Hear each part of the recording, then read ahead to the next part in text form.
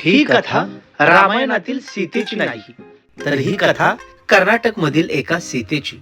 रामायणातील सीतेप्रमाणे तिच्याही वाट्याला अनेक दुःख आली, पण ती हरली नाही. तिनं परिस्थितीशी लढून दाखवलं. या सीतेचा प्रवास चालू होतो 1940 पासून. परिस्थिती खूप गरीब होती. सीताची आई सीताला मरताना काय मागून गेली माहित आहे? बाळा, मला भूक लागली, मला भाकर मिळेल का? सीता भाकर कुठून आणणार, कारण तीच कित्येक दिवस उपाशी होती. पण तिने इकडे तिकडे मागून भाकर आणून दिली, पण ती भाकर खायला आई जिवंतच नव्हती. तेव्हापासून सीताने निर्णय घेतला की घरात कोणालाही उपाशी राहून द्यायचं नाही, आणि तेव्हापासून ती जोमानं कामाला लागली. लहान भावाला मृत्यू झाला होता आणि त्याच्या अंगाचा वास मारत असल्यामुळं त्याला कोणताही वैद्य तपासायला तयार नव्हता. मग सीताने आपल्या आईने सांगितल्याप्रमाणे खूप अवघड घरगुती औषधोपचार केले आणि तो मृत्यूमधून बरा झाला.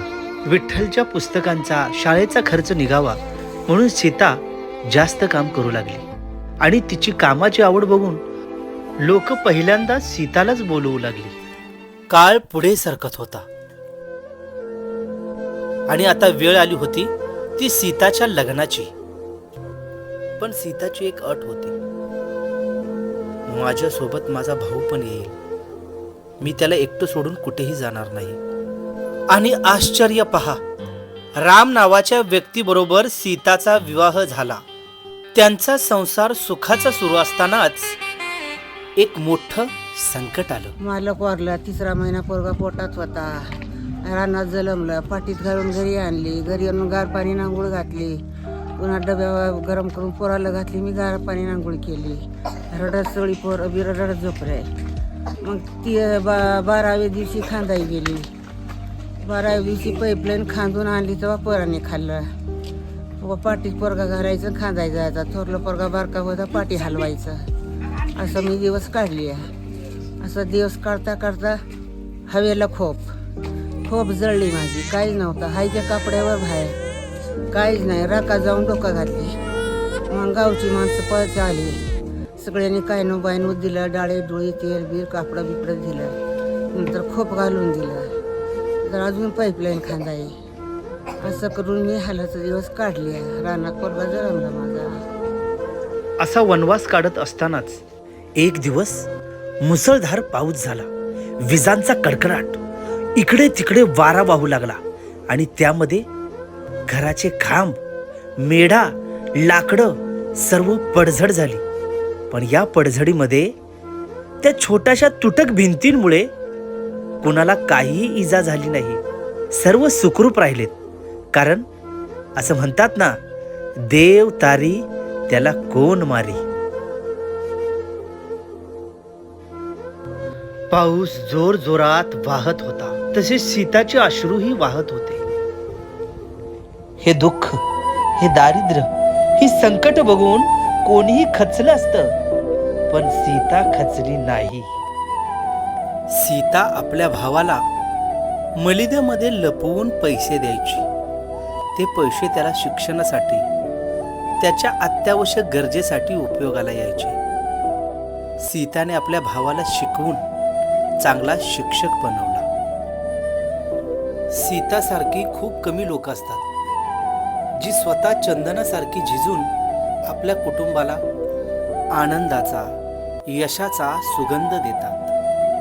या सीताचं साधं सुधं जरी राहणं असलं तरी तिचे विचार, तिचे संस्कार खूप मोठे आहेत, आणि याच संस्कारात आज तिची मुलं खूप चांगली घडली आहेत. सीतेला शरीरावरती गोंधन खूप आवडायचं, त्यामुळे तिनं आई, बहीण, भाऊ यांची नावे शरीरावरती गोंधली होती. कष्टातून स्वतःला होणारा त्रास सीतेनं कधी जगाला दाखवला नाही. स्वतः काबाड कष्ट करून आपल्या संसाराला ती कायम सुख देत आली. एके दिवशी छोटा सिद्धू तापाने फणफणला, पण दवाखान्यात न्यायसाठी पैसे नव्हते. तिने घरगुती उपाय केले, पण सिद्धू काही वाचला नाही. तिला स्वतःपेक्षा दुसऱ्यांची जास्त काळजी असायची. आपली मुलं काय खातील, आपला भाऊ कसा जगेल, सगळ्यांची काळजी करणारी सीता हे तिचं रूप वेगळंच होतं. दिवसभर पाईपलाईन खांदायची, पैसे किती येईल ते बघायचं, उशीत घालून फाटके चिंतीत शिवायचं आणि उशीत घालून ठेवायचं. असं करत करत करत 80-90 हजार जमा झाला. तेव्हा 4 गुंठा जागा घेतली खाली हवेला, एवढं पोरं घेऊन. मग पुन्हा अजून पुढं आता पोरगीचं लग्न आलं, 12 वर्षाची पोरगी लग्नाला आली. आता त्याला काय करायचं, मग त्याला पण उशीत पैसे घालून शिवली. त्याला 80-90 हजार तिथं ठेवली होती. मग सगळी माणसं विचारायचं, पोरगीचं लग्न ठरलं, तू काय करणार आहेस? माझ्याकडं काय नाही बाबा. मग भाऊ वगैरे विचारायचं, बाई तुझ्याकडं काय आहे? माझ्याकडं काहीच नाही. मग भांडी पुरता तरी नाही का? तर नाही, माझ्याकडं काहीच नाही. मग लग्न कसं करायचं? राहू दे लग्न म्हणायची मी भावाला. मग शेवटी सगळी जाऊ दे आम्ही करतोय म्हणून सगळी घरात जाऊन झोपलं 12 वाजता. आणि खोपीत गोड तेलाचं दिवा लावली. नवनाथ बारकासा, नवनाथ उठरा, बाईचा बस्ता आहे सकाळी, आपण उशीतनं पैसे काढू.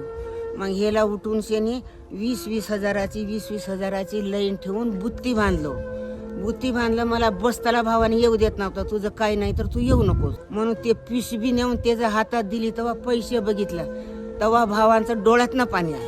आणि मुलांना शिकवत